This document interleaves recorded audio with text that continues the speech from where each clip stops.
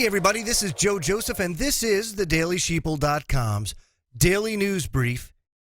Now, this is part 2 of a brief history of the New World Order, and I want to just briefly go over what we went over yesterday. And of course, you remember Mayor Amschel Rothschild. Of course, he assembled his buddies to bring about his new club called the Illuminati, and he got Adam Weishaupt to basically lead this thing and to establish their objectives. And we last left off with the Comte de Verrieux that basically said, hey, I'm not talking about this anymore. This is crazy. Nutty. So we're going to start today off with a little bonus, okay? And that has to do with the dollar bill here in the United States. Did you know that the insignia of the Order of the Illuminati first appeared on the reverse side of the U.S. $1 bill in 1933? That's right, one can read at the base of the 13-story pyramid the year 1776 in Roman numerals, and the eye radiating in all directions is the all-spying eye that symbolizes the terroristic Gestapo-like agency set up by Weishaupt. The Latin words annuit coeptis means our enterprise or conspiracy. It can mean either word, has been crowned with success. And below, Novus Ordo Seclorum explains the nature of the enterprise as a new social order or a new world order. Now, in 1785, a courier, an Illuminati courier named Lanza, imagine that, Lanza. Isn't that fitting, you know? You have Sandy Hook, Lanza. Now you have Lanza, an Illuminati courier in 1785, is struck by lightning and killed while traveling by horseback through the town of Ratisbon. Now, when Bavarian officials examine the contents of his saddlebags, they discover the existence of the Order of the Illuminati and find plans detailing the coming French Revolution. Now, the Bavarian government attempts to alert the government of France about this impending disaster, but of course, you know, France is like, get out of here. That's a conspiracy theory. You know, that's just a conspiracy. Like you hear all the time, right? They blew it off. And Bavarian officials, of course, they arrest all the members of the Illuminati that can be found. But Weishaupt, by that time, and others have gone underground, and they were never found. So interesting, isn't it? France did not heed the warning because it's just a conspiracy theory. And look at what happened. Very, very interesting indeed. 1796. Freemasonry becomes a major issue in the United States, especially pertaining to the presidential election. John Adams wins the election by opposing Masonry, and his son, John Quincy Adams, warns of the dire threat to the nation posed by Masonic lodges when he said this, quote, I do conscientiously and sincerely believe that the order of Freemasonry, if not the greatest, is one of the greatest moral and political evils under which the Union is now laboring. John Quincy Adams, folks, was no slouch. John Quincy Adams was Secretary of State. John Quincy Adams was President of the United States. And John Quincy Adams didn't have enough after being President of the United States and went on to serve in the House of Representatives until his death in 1848. So just exactly, you know, when we talk about John Quincy Adams, I can tell you, he wasn't a slouch, okay? And we know the threat that's posed by high-level Freemasonry today. Back then, that power was, I don't know, a lot more present, I guess you could say. Maybe Freemasonry, as we know it, has been kind of watered down a little bit. Back then, it was very, very, very serious, like it is in the high degrees, only it was taken by all members of every degree very, very seriously. Again, this wasn't a go get cheap drinks on a Thursday night type of Masonic lodge or lodges. In 1797, John Robison, professor of national history at Edinburgh University in Scotland, publishes a book entitled proofs of a conspiracy in which he reveals that Adam Weishaupt had attempted to recruit him. He exposes the diabolical aims of the Illuminati to the world.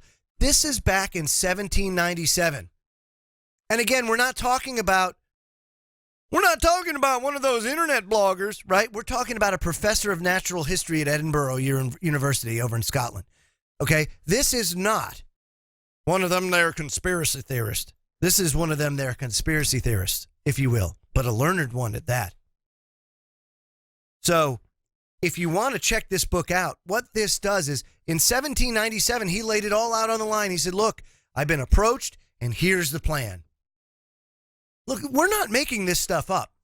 And nobody out there that writes, that blogs about it, that vlogs about it, is making this stuff up, okay? Again, I am only using people's own words and works tonight by what would be considered credible people throughout this whole series. I'm going to fast forward a little bit to 1821. And this is a pivotal moment in human history because the most solid play in the powers that shouldn't be in their playbook was developed by this gentleman right here, George W.F. Hegel. Now, in 1821, Hegel formulates what's called the Hegelian dialectic. Now, if you don't know what the Hegelian dialectic is, I will explain it right now. But many of you know it as problem, reaction, solution. Okay? The process by which the Illuminati objectives are achieved. See, according to the Hegelian dialectic, thesis plus antithesis equals synthesis. In other words, first you foment a crisis, then there's an enormous public outcry that something must be done about the problem. So you offer the solution that brings about changes you really wanted all along, but which people would have been unwilling to accept initially. A great example of the Hegelian dialectic is 9/11, and specifically the Patriot Act.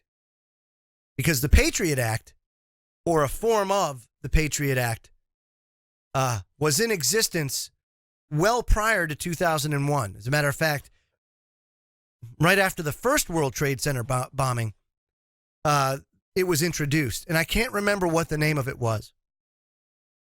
But no one would pass it because it was just such an egregious overreach of power. But you get an event like 9/11, all of a sudden, that changes the playing field. And now people will beg for that bill that used to be egregious, but now in the name of peace and safety, to keep you safe, you give the government your rights. You hand them over so that you can stay safe. You see, that's how it works. And the Hegelian dialectic has been used. That is the basis, folks, for every false flag attack. Every one was because of this gentleman here, George W.F. Hegel. 1828, good old Mayor Amschel Rothschild. He's back. Now, he's a financier, right? The Rothschild banking syndicate. They finance all this stuff. And they finance their club, the Illuminati. Now, he expresses his utter contempt for national governments that are attempting now at this time to regulate international bankers. And he said this, allow me to issue and control the monies of a nation, and I care not who writes the laws. If you want to see a great, quick documentary slant cartoon that really articulates the power of banks, specifically central banks, then go to YouTube and check out the documentary The American Dream. It's a cartoon. If you don't know about central banks and how they operate, or even big banks and how they operate, then watch that as a supplement to what you're learning here. It'll blow your mind. Unbelievable. 1848. We go to another powerful individual in human history of the 19th century and even of the 20th century, because people credit Karl Marx with the advent of communism. However, Karl Marx did nothing but parrot the work of Adam Weishaupt. Adam Weishaupt was really the father of communism. And communism was really a brainchild of the Illuminati, as you'll come to find out. But in 1848, Moses Mordecai Marx Levi. Remember that. Remember that. Alias Karl Marx. He writes the Communist Manifesto. Marx, of course, is a member of the Illuminati, but a member of a front organization called the League of the Just. Check that out, okay? Prior to there being an income tax and then you having these nonprofit organizations, you had these different leagues that accomplish basically the same thing. And League of the Just is one of those. Now, he not only advocates economic and political changes, but he also advocates moral and spiritual changes as well. He believes that the family should be abolished and that all children should be raised by a central authority. He expresses his attitude towards God by saying this, quote, "We must war against all prevailing ideas of religion, of the state, of country, of patriotism." Remember Adam Weishaupt's seven goals. There's 7 objectives. Okay, he just said it right there. We must war against all prevailing ideas of what? Of religion, of the state, of country, of patriotism. The idea of God is the keynote of a perverted civilization. It must be destroyed. Now, when we talk about socialism and we talk about communism, because they're intertwined, okay, they're very, very similar. We have to understand what its root is in, where it's rooted. And it is not rooted in the ideas of liberty, the ideas of personal sovereignty, of freedom. Okay? That represents light. That represents free will, something that the Creator gave to each human being. Each human being. We all have free will. Okay? Communism and socialism goes away from that concept. Now that, as Karl Marx just pointed out, is not rooted in light and in free will and of the Creator. It is rooted in darkness. It believes not in God, but of nothing and or a darker power, as you will come to find out. So this is very interesting and very telling. This is one of those pivotal moments in history, and I need everybody to make a marker or a note of this, 1848. Now I'm going to go forward a little bit more to 1870, to a gentleman that to this day has a monument in Washington, D.C. Now, January 22nd, 1870, in a letter to the Italian revolutionary leader Giuseppe Mazzini, Albert Pike, the sovereign grand commander of the southern jurisdiction of the Southern Rite of Freemasonry, announces the establishment of a secret society within a secret society. And this is what he said, quote, "We must create a super rite, which will remain unknown, to which we will call those Masons of high degree, of whom we shall select. With regard to our brothers in Masonry, these men must be pledges to the strictest secrecy. Through this supreme rite, we will govern all Freemasonry, which will become the one international center, the more powerful because its direction, my friends, will be unknown." Now, this ultra-secret organization is called the New and Reformed Palladian Rite. This is why 95% of men involved in Masonry don't have a clue as to what the objectives of the organization really is, because they're under the delusion that it's just a fine community organization doing good works. But really, it's not.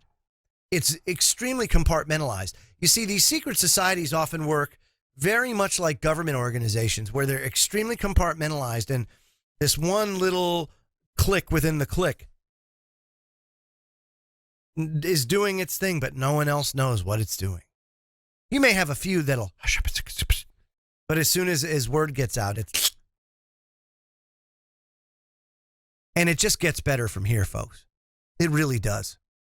As you'll come to find out, Albert Pike isn't exactly one of the most desirable people in human history. In 1875, Russian occultist Helena Petrovna Blavatsky founds the Theosophical Society. Madame Blavatsky claims that Tibetan holy men in the Himalayas, whom she refers to as the Masters of Wisdom, communicated with her in London by telepathy. She insists that the Christians have it all backwards, that Satan is good and God is evil. She writes this: the Christians and the scientists must be made to respect their Indian betters.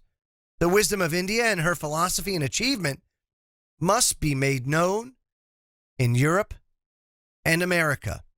Now, Blavatsky and the Theosophical Society will play a major role in advancing the New World Order agenda, as you'll come to find out.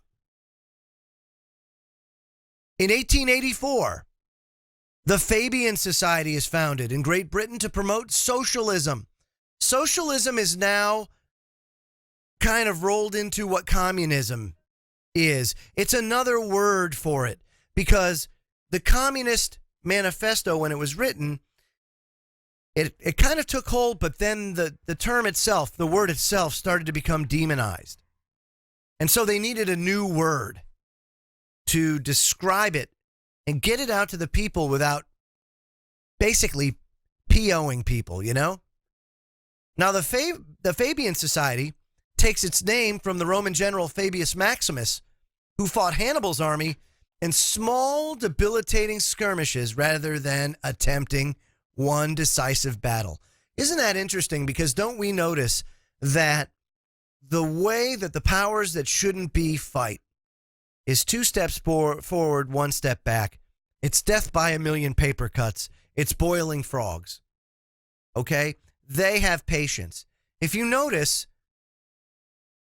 the people, when we fight back, when we're active, when we are out there, we seem to look for the decisive battles instead of understanding the tactics of the situation and how much more beneficial it would be if we too understood that Rome wasn't built in a day, and instead we got them by death, by a million paper cuts, by boiling frogs, etc., etc. You see, they're dug in for the long haul, and that's what we need to do as well, folks. And that's why I'm doing this now, to show you just how long these people have been at it, and just how we need to take that fight too and be as serious as they are, and understand that Rome wasn't built in a day, and that this is going to be a slog. This is going to be a fight that we're going to have to fight for a very, very, very long time. I'm Joe Joseph. This was the DailySheeple.com's Daily News Brief. I'll have one again for you very, very soon. Have a great day, everybody, and take care.